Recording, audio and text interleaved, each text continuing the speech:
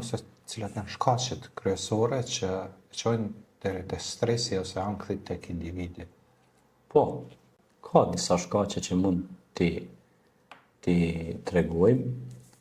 Nëse shohim këndin e Islamit, është largimi nga rruga e Allahut. Pra njeriu nëse largohet nga rruga e Zotit, nuk e përmend Zotin, nuk bën namaz, nuk është i lidhur me Krijuesin, dera e stresit veç është hap. A kupton ja?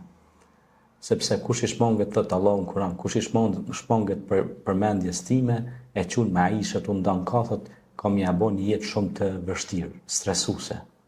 E para. E dyta, nëse e shohim në jetën e përditshme, po flas, njerëzit që s'kan vetë besim edhe besim zakonisht janë prirur me pas stres. A kupton ja? Pastaj, njerëzit të cilët nuk kanë guxim, nuk janë guximtarë edhe ata janë prirur me pas stres. Do të thonë, i ka krejt sendet para veti edhe bën brim, bën vikama. Pastaj, një ndër arsye të tjera që shkakton stres në jetën tonë është edhe mos programimi i duhur i kohës. Do të thonë, vjen me fjet, si më thonë, në orën 2 natë, se çohet 12 ditë se e ka një jetë kështu çekuilibruar, gjithçka mbrapsht edhe kur dihet se na pse falim 5 vakte namaz dhe secili vakti namazit e ka kohën e vet. Çka do thotë kjo? Do thotë që gjithçka ka momentin e vet. Është momenti kur me ngran, është momenti kur me pi, është momenti kur me thjet, kur mu zgju nga gjumi. Pra, duhet të kesh disiplinë. Disiplina e çon përpara njeriu. Dhe këto janë shprehi atomike, janë shprehi të suksesit. Pra njeriu që krijon shprehi të ushqyrit, shprehi të vetë disiplinës, pastaj njerëzit nuk kujdesen për ushqimin që hanë. Edhe ushqimi shkakton pasojat tek neuropsiqika, te truri, te kapilarët e gjakut, te neuronet, sepse çka han dhe je, what you eating you are, është një shprehje në anglisht. Pra, ju jeni çfarë hani. Kur pejgamberi alayhis salam tha, le të shikoj biri Ademit çfarë shtin në organizmin e tij, në ushqimin pra atij.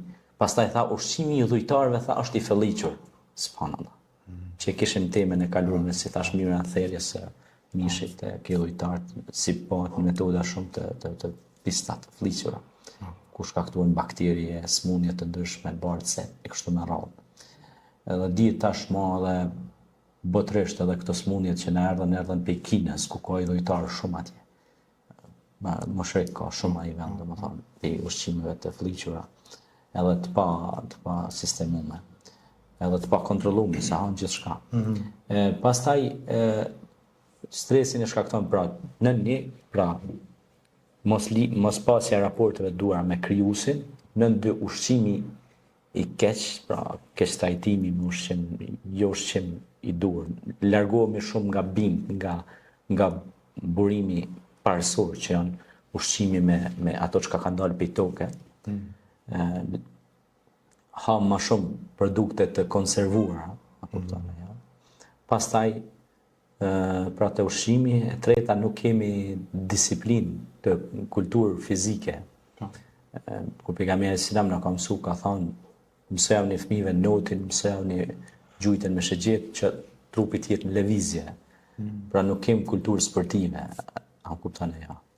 Pastaj s'kem kulturë të leximit. Nuk lexojmë sa duhet. Trunin e lam mu ndryshk, sepse kur lexon libra mind on focus, do të thonë mendin e kin fokus, edhe ne dim se në Kur'an fjala parë ishte lexo, patëm temë diskutimi. Leximi e qetëson trurin e njeriu. Truri është valloni, timoni i krejt anijes. Nën 5 pastaj është pamirësia, kisha thënë, me dhënë dhurata sa më shumë, sepse nëse ne i lumturojmë të tjerë, jemi vetë lumtur edhe shkaktohet një alkimi shumë e mirë tek ne. Në librin tim Si të arrijm lumturinë i kam trajtuar këto farmuhabetesh. Është një ndër librat e mi që ka ta votu 300 kopje, nëse dëshiron dikush me shumëzu, unë lirisht jap drejtë. Dhe në atë libër kam treguar se si njeriu të ketë lumturi në jetën e tij dhe çka shkakton lumturinë, pra këtu përfshihet bamirësia, të folurit e mirë, buzëqeshja, sjellja e mirë ndaj tjerëve, e kështu me radhë. Gjitha këto e zhdukin stresin.